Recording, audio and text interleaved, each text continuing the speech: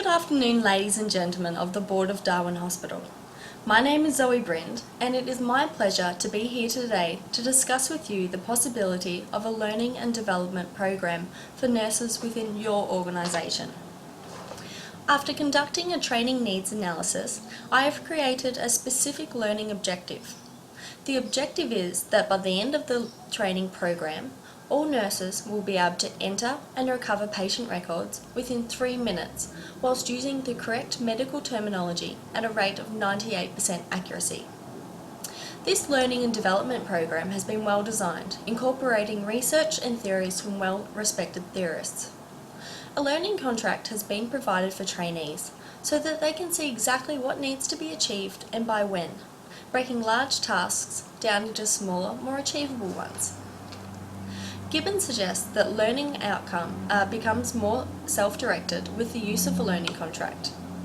A study of a group of nursing students who used a learning contract reported high value in being treated as adults and given control over their learning. They agreed that the learning contract could help to increase their self-control, autonomy, responsibility, and motivation in learning. This training program consists of 2 parts: on-the-job and off-the-job training, so that your nurses can fully benefit from the training program and take what they have learned back to the workplace. First, I'll start by discussing the off-the-job training.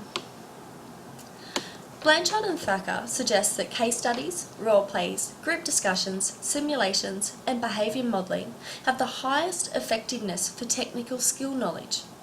Therefore, the session plan has been designed with a predominantly hands-on learning approach, where participants will be able to simulate their on-the-job learning needs whilst training, providing a more realistic approach to their learning needs.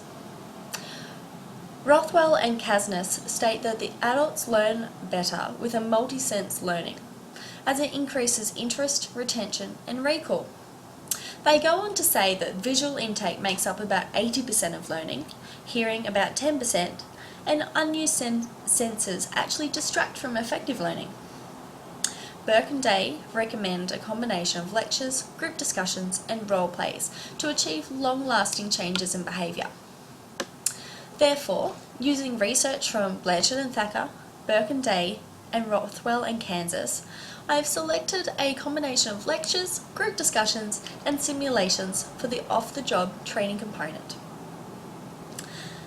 Lectures provide an effective transfer of information within a short period of time for minimal cost. However, it is not particularly effective for the development of skills and can produce passive learners. Therefore, lectures have been implemented at the start, the middle, and the end of the training program to relay this important information. Games and simulations have also been selected, as these methods contribute to active learning, as linking tasks to prior knowledge can overcome passive learning.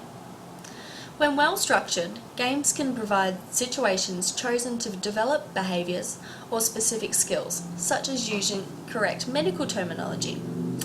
Please see Appendice 4 for further information. Group discussions provide a rich method of learning as they allow an exploration of issues, ideas, feelings, attitudes, and beliefs from trainees. Group discussions also help students of any age to immerse themselves in the new content and to better retain this information. Group discussions are most effective when used after lectures to reinforce and support the material learned. Gagne's theory of instruction is a model seen here. It depicts 9 events of instruction to improve learning outcomes. These 9 events of instruction have been incorporated into the session plan to ensure that information can be solidified across a multitude of platforms. Please see Appendice 4 for further information. Now, the second part of the training program is on-the-job training. Now, on-the-job training occurs when a trainee receives instruction and training at the workplace from a supervisor or an experienced co-worker. This is the most common approach to training, as approximately 70% of learning is conducted on the job. Coaching was chosen for on-the-job training as it provides an opportunity for a trainee to build their confidence through an accurate depiction of the environment they acquire skills for. Coaching also provides a direct transfer of knowledge compared to other methods that merely simulate.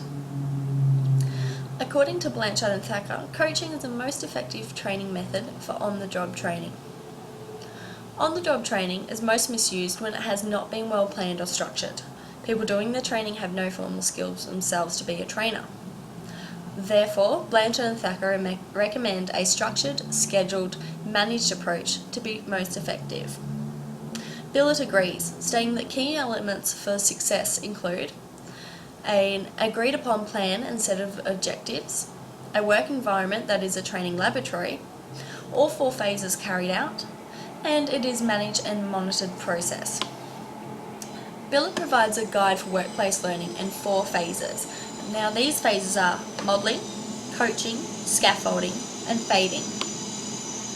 Modelling is where the coach demonstrates accurate and timely use of the computerised administration system, demonstrating all aspects of entering information and recovering patient records to the trainee.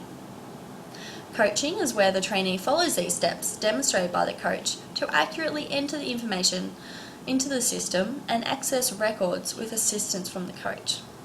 The coach is to provide timely feedback at this stage and provide assistance. Scaffolding occurs when the trainee practices accurate and timely use of the computerised system, demonstrating all aspects of entering and recovering patient records. The coach may assist at this stage, but only after the trainee has first tried to resolve issues on their own. Fading.